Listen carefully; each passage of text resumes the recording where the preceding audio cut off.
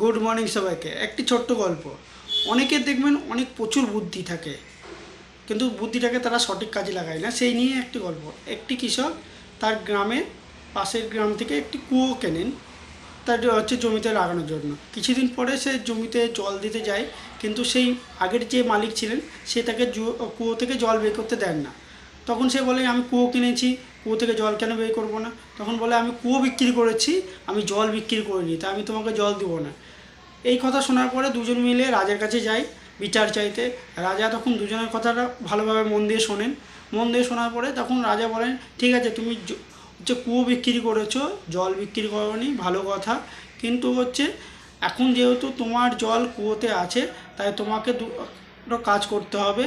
এক হচ্ছে কুয়ো থেকে জল তাড়াতাড়ি বের করতে হবে, না হলে তোমার জল কুয়োতে রাখার জন্য তাকে হচ্ছে ভাড়া দিতে হবে। এবার তুমি কোনটা করবে ঠিক করো। তখন সে তার ভুলটা বুঝতে পারে। ভুলটা বুঝে তখন সে তার কাছে ক্ষমা চায়। তা বিষয়টা হচ্ছে এটাই, যে মানুষের অনেকে ভালো বুদ্ধি থাকা সত্ত্বেও তারা কুবুদ্ধিটাকে বেশি কাজে লাগায়। তাই হচ্ছে এটাই কথা, যে কুবুদ্ধিটাকে কাজে না লাগিয়ে সঠিক বুদ্ধিটাকে কাজে লাগাও, সঠিক জায়গাতে কাজে লাগাও। তোমার হচ্ছে সাফল্য কেউ আটকাতে পারবে না।